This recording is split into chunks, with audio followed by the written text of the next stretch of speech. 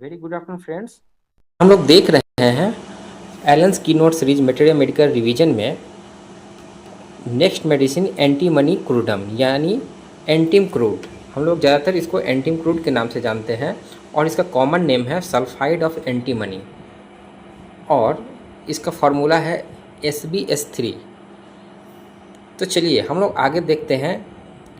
For children and young people incline to grow fat for the extreme of life.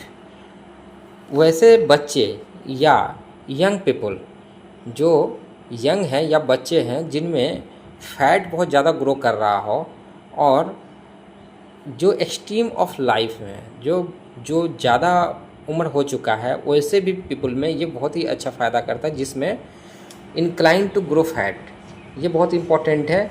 Incline to grow fat ये बहुत बार पूछा जाता है। For the extreme of life people with morning diarrhea suddenly become constipated or alternate diarrhea and constipation, pulse hard and rapid।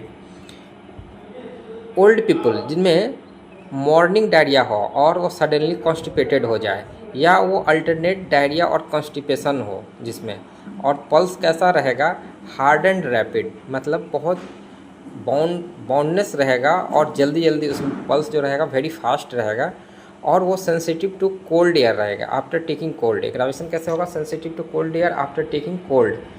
तो ऐसे person में ये बहुत ही अच्छा काम करता है एंटीम क्रूड, जिसमें मॉर्निंग डायरिया हो और वो अचानक से कॉन्स्टिपेटेड हो जाए या फिर अल्टरनेट डायरिया और कॉन्स्टिपेशन हो, पल्स हार्ड हो, थ्रोम्बिंग हो, रैपिड हो, तो इसमें एंटीम क्रूड बहुत ही अच्छा काम करता है।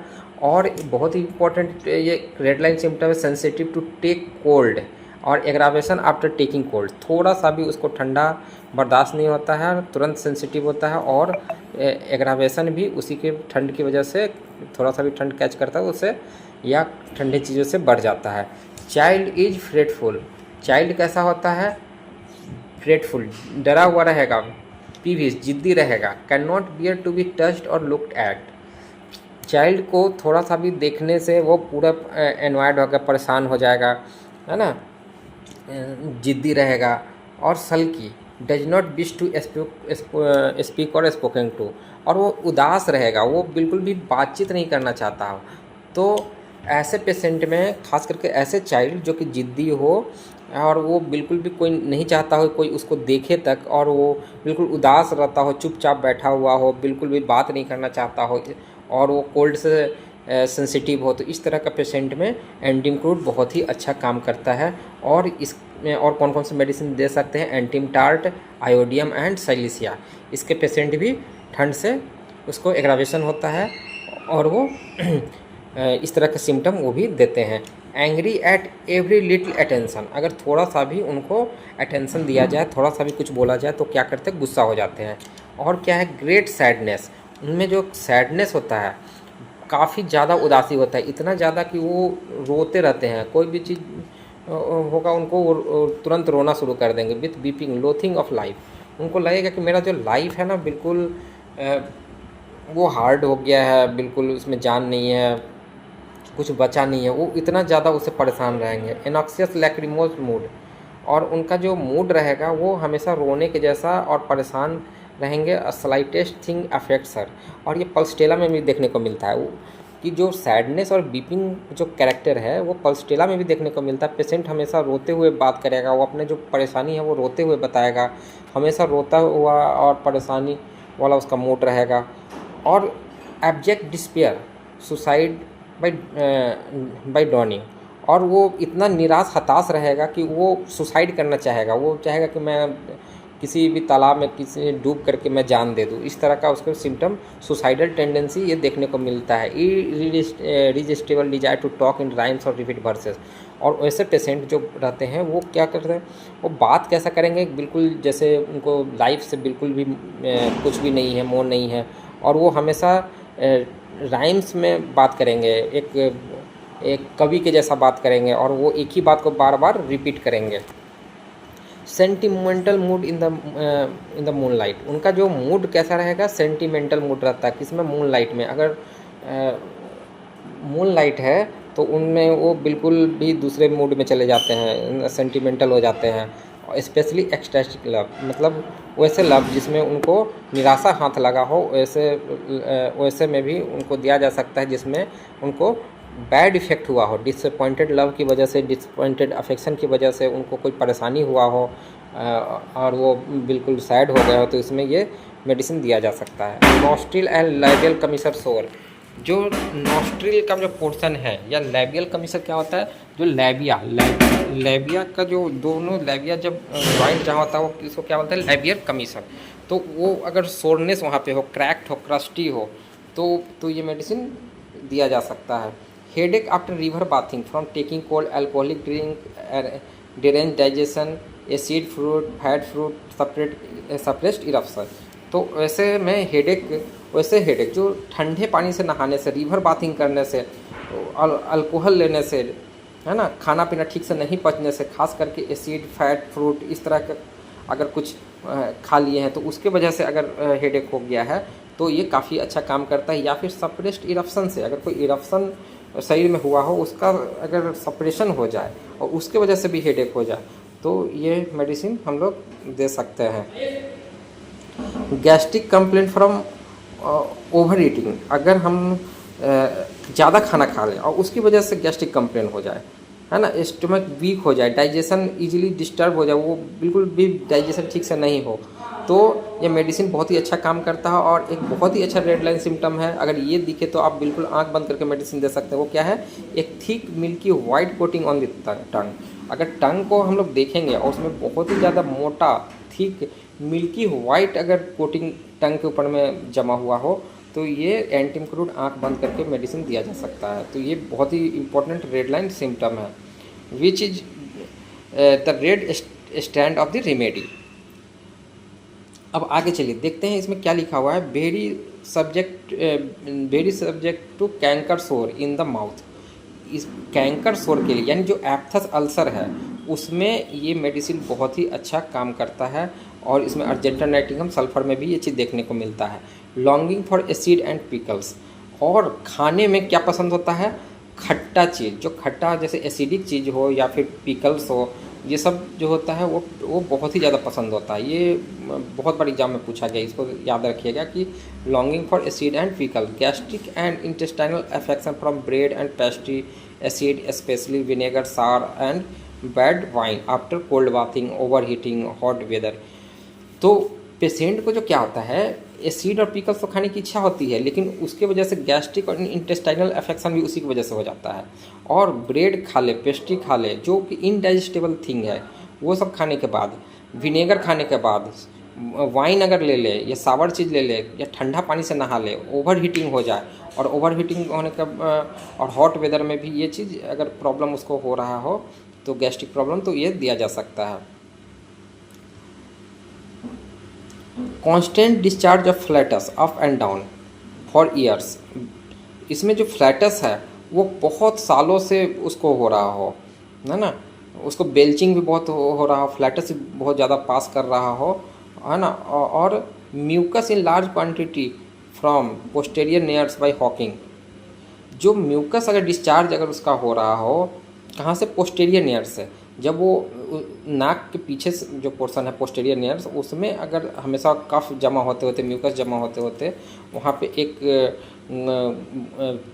एक गोल जैसा, या बोले कि एक मांस वहाँ इकट्ठा हो जाता है, और उसका जब हॉक करता है जब निकालने के लिए तो क्या होता है कि निकलता है। तो उस तरह का अगर ये हो, उसमें ये बहुत अच्छा काम करता है। From anus ichorous oozing staining yellow mucus piles, अगर उस तरह का जो नाक से जो निकलता है वो उसमें ब्लड भी अगर लगा हुआ हो, है ना, और उसमें क्या हो, और वो निकलने के बाद कहीं पे कपड़ा पे लग जाए तो वो कैसा स्टेन छोड़ देता है, येलो, तो उसमें भी हम लोग दे सकते हैं। पाइल्स में अगर म्यूकस बहुत ज़्यादा डिस्चार्ज हो रहा है तो उसमें ये मेडिसिन काफ़ी अच्छा काम करता है। Disposition to abnormal growth of the skin, ये अगर स्किन में कोई एबनॉर्मल ग्रोथ हो जाए, है ना, finger nail do not grow rapidly, crust nail grow in split like ward and with horny spots, तो उसमें अगर कोई ग्रोथ अगर हो जाए तो उसमें दिया जा सकता है ये मेडिसिन को। और अगर नेल जो है वो क्रश हो जाए, टूट करके, स्प्लिट करके वो टूट रहा हो, या फिर वार्ट हो विथ हॉर्नी स्पॉट, वो उसका कैसा रहेगा, हॉर्नी जैसे कांटेदार अगर हो तो लार्ज हॉर्नी कॉर्न्स में भी दिया जाता है। ये मेडिसिन बहुत ही अच्छा काम करता है, very very good medicine for large horny corns on sole of the feet. अगर सोल में, फीट का जो सोल है, अगर उसमें लार्ज हॉर्नी कॉर्न्स हो जाए और वो very sensitive to very sensitive when walking, अगर जब वो वॉक करना चाहता है तो ठीक से वॉक नहीं कर पाता, उसको लगता है कि स्टोन पे चल रहा है और उसको गर रहा हो, इस तरह का अगर फील हो जाए, स्पेशली ऑन स्टोन पेवमेंट, ऐसा उसको फील हो रहा, तो ये मेडिसिन बहुत ही अच्छा काम करता है। वो क्या होता है, वो बहुत ज़्यादा सेंसिटिव है, वो खास करके जूता तक नहीं पहन पाता हो, है ना, तो इसमें इसको दिया जा सकता है। Specially loss of voice from become over heated, अगर बहुत ज़्यादा हीटर बहुत बोलता रहे और ओवर हीट हो जाए, उसकी वजह से अगर वो उसका वॉइस ठीक से नहीं निकल रहा हो तो ये मेडिसिन दे सकता है। Can not bear the heat of the sun, और हीट जो सन का जो हीट है उसको भी बर्दाश्त नहीं कर पाता है। Worse from over exertion in the sun, अगर धूप में चला जाए और उसको ओवर एक्जर्सन फील हो तो ये एंटीम्यूट दे सकते हैं। लैकेसिस नेट्रम म्यूर में भी दे सकते हैं। Aggravation from over heating near the fire exhausted in warm weather, और इसमें एग्रावेशन किससे होता है, over heating near the fire, मतलब गर्म से इसको एग्रावेशन हो रहा है। Exhausted in warm weather element from sunburn, अगर धूप में अगर जाता है तो उससे भी एग्जॉस्टेड हो जाता है, सनबर्न उसको हो जाता है। और हुपिंग कफ जो होता है उसमें भी ये मेडिसिन काफ़ी अच्छा काम करता है। Whooping cough aggravation by being over heated in the sun और इन द वार्म रूम या कोल्ड वॉशिंग से, तो अगर हुपिंग कफ, उसका जो कुकुर खांसी होता है जिसको बोलते हैं, वो अगर ओवर हीट हो जाए धूप में जाने की वजह से, या वार्म रूम में रहे, या फिर ठंडे पानी से नहा ले, उसके वजह से अगर प्रॉब्लम हो जाए तो ये बहुत ही अच्छी मेडिसिन है।